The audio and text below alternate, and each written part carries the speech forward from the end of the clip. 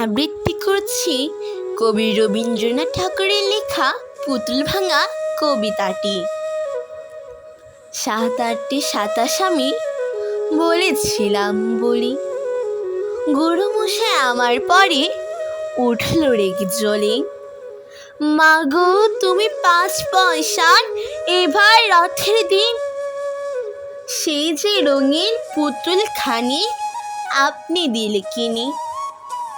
খাতার নিচে ছিল টাকা, দেখালে এক দোলে, গুরুমশাই রেগে মেগে আমায় দিলেন ফেলে।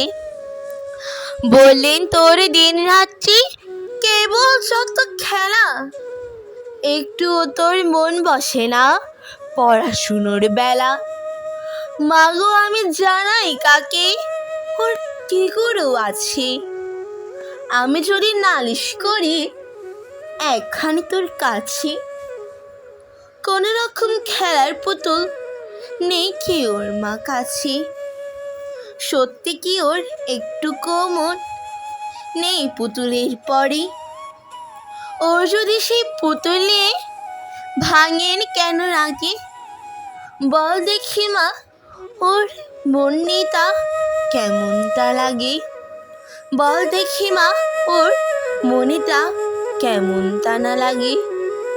বল দেখি মা ওর মনেটা কেমনটা না লাগে।